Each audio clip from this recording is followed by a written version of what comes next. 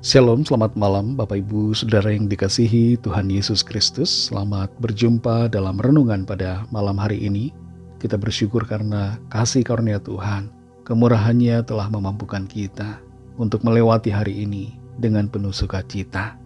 Saat ini sebelum kita mendengarkan renungan firman Tuhan, mari kita berdoa.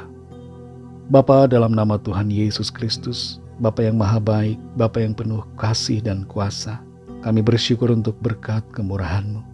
Tuhan sudah menolong dan memimpin kami di sepanjang hari ini. Pada saat ini kami mau mendengarkan sabda kebenaran firman-Mu. Urapilah kami ya Roh Kudus, supaya kami mengerti dan taat penuh sukacita melakukan apa yang menjadi kehendak Tuhan. Terima kasih ya Bapa. Dalam nama Tuhan Yesus kami berdoa. Haleluya. Amin. Saudara yang dikasihi Tuhan, ayat renungan kita pada saat ini terdapat dalam kitab 2 Raja-Raja pasal 13 ayat yang keempat. Tertulis demikian. Tetapi kemudian Yoahas memohon belas kasihan Tuhan, dan Tuhan mendengarkan dia, sebab ia telah melihat bagaimana beratnya orang Israel ditindas oleh Raja Aram. Saudara yang dikasihi Tuhan, suatu kali seorang ibu mendekati Napoleon Bonaparte, kaisar Prancis yang berkuasa, untuk meminta pengampunan bagi putranya. Kaisar menjawab bahwa putranya, yaitu anak ibu itu, telah melakukan pelanggaran sebanyak 2 kali. Dan karena tuntutan keadilan, ia harus dihukum mati. Sang ibu berkata, "Saya tidak meminta keadilan, saya mohon belas kasihan." Napoleon menjawab bahwa anak dari ibu itu tidak pantas untuk mendapatkan belas kasihan. Sang ibu tidak menyerah. Ia berkata kepada kaisar, memang putranya tidak pantas. Kalau dia pantas mendapatkannya, maka itu bukanlah belas kasihan namanya.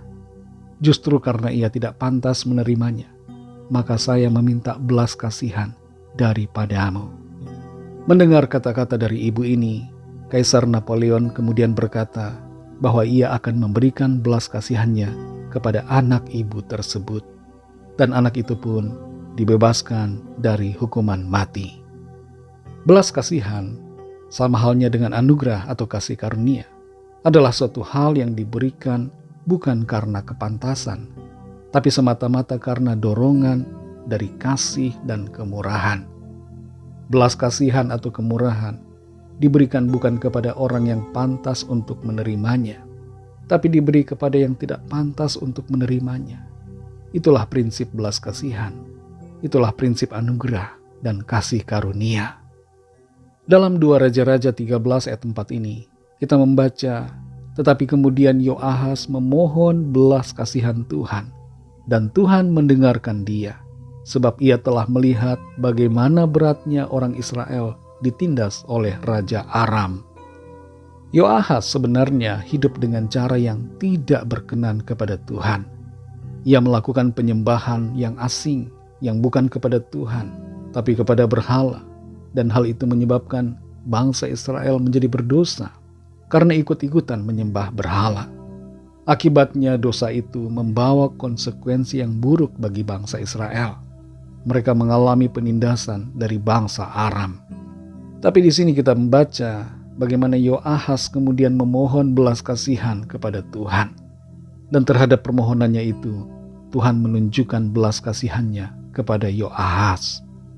Dari kebenaran firman Tuhan ini, kita dapat mengerti bahwa Tuhan adalah Tuhan yang penuh dengan belas kasihan. Dan Dia tidak akan membiarkan kita berada dalam penderitaan dan penghukuman akibat dosa. Ketika kita mau datang kepada Tuhan, memohon pengampunan, memohon belas kasihannya, maka Tuhan dengan penuh kasih akan mengaruniakannya kepada kita. Saudara yang dikasihi Tuhan, tidak ada halangan untuk kita menerima belas kasihan Tuhan, kecuali kita tidak mau datang kepadanya. Meskipun kita telah melakukan dosa dan pelanggaran yang mendukakan hati Tuhan, asalkan kita mau datang kepadanya dan bertobat, meminta pengampunan, dan memohon belas kasih Tuhan, memohon anugerahnya, maka Tuhan pasti akan mengampuni dan memberikan belas kasihannya kepada kita. Oleh darahnya kita telah diampuni, oleh darahnya kita telah disucikan, Oleh darahnya kita dikuduskan dan dibenarkan. Oleh darahnya kita diberikan kasih karunia keselamatan dan kehidupan yang kekal. Itu sebabnya saudara, mari datang kepada Tuhan Yesus yang telah menyatakan kasih karunia-Nya bagi kita. Tuhan mau kita hidup dalam berkat pengampunan-Nya. Oleh karena itu jangan biarkan hidup kita terus-menerus ada dalam dosa.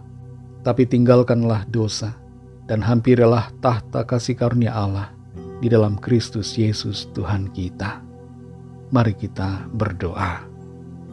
Bapa Surgawi, Bapa dalam nama Tuhan Yesus Kristus, Tuhan dan Allah kami yang hidup, Bapa yang kekal, Bapa yang selalu ada bersama menyertai kami. Terima kasih, kami bersyukur untuk firman-Mu. Kami bersyukur karena ada kesempatan bagi setiap kami. Ada pengharapan bagi kami orang-orang yang berdosa untuk mendapatkan belas kasihan dan anugerah kasih karunia Tuhan. Kami bersyukur oleh karena pengorbanan-Mu Tuhan Yesus. Oleh karena kuasa darah-Mu, kami disucikan, kami diampuni, kami ditebus, kami dikuduskan, kami dibenarkan, kami diangkat menjadi anak-anak-Mu. Kami dipindahkan dari kegelapan kepada terang dan dijadikan ciptaan yang baru di dalam Tuhan. Kami bersyukur Tuhan. Bersyukur karena kasih karunia-Mu. Kami tidak layak, tapi Tuhan memberikan karunia, belas kasihan, kemurahan, anugerah kepada setiap kami. Terima kasih Tuhan untuk karya kasih-Mu. Ajarlah kami untuk selalu menghargai akan kasih dan pengorbanan-Mu dengan cara hidup setia melakukan kehendak Tuhan. Pimpin kami selalu ya Roh Kudus. Tuntun kami dalam jalan kebenaran-Mu ya Tuhan. Malam ini kembali kami mau beristirahat. Kami mohon berkat perlindungan-Mu Tuhan atas setiap kami. Lindungi kami di sepanjang malam ini. Naungi kami dengan kasih dan kuasa-Mu. Kami berdoa bagi setiap permohonan doa yang disampaikan. Berdoa untuk setiap pergumulan kami masing-masing. Agar tangan Tuhan melawat setiap kami dan menyatakan kuasa mujizat-Mu bagi kami. Kuasa kesembuhan mengalir, kuasa mujizat Tuhan mengalir dalam hidup kami. Ada pertolongan yang ajaib, ada manifestasi kuasa Allah dalam kehidupan setiap kami. Terima kasih Tuhan. Kembali kami berdoa bagi bangsa dan negara kami Indonesia. Lawatlah ya Tuhan, lawatlah dengan kuasa-Mu Roh Kudus, agar setiap orang dari bangsa kami percaya kepada-Mu. Lawatlah juga semua bangsa di dunia ini, agar setiap orang tersentuh hatinya, terbuka mata rohaninya, untuk menerima Engkau sebagai Tuhan dan Juru Selamat. Terima kasih Tuhan, dalam nama-Mu yang kudus, nama Tuhan Yesus Kristus, kami sudah berdoa dan mengucap syukur. Haleluya, terimalah berkat Tuhan. Tuhan memberkati engkau dan melindungi engkau. Tuhan menyinari engkau dengan wajah-Nya dan memberikan kasih karunia. Tuhan menghadapkan wajah-Nya kepadamu dan memberikan damai sejahtera. Berkat anugerah dari Bapa Surgawi, kasih karunia dari Tuhan Yesus Kristus, dalam persekutuan dengan Roh Kudus, menyertai kita semua, sekarang ini dan sampai selama-lamanya. Dalam berkat nama Tuhan Yesus Kristus, haleluya, amin. Puji Tuhan, saudara yang dikasihi Tuhan, saya percaya firman Tuhan menjadi berkat dan kekuatan buat saudara semua, dan Roh Kudus akan menolong saudara untuk lebih lagi memahami kebenaran firman Tuhan. Tuhan Yesus memberkati saudara semua. Selamat malam, selamat beristirahat, dan sampai jumpa dalam renungan yang berikutnya. Haleluya.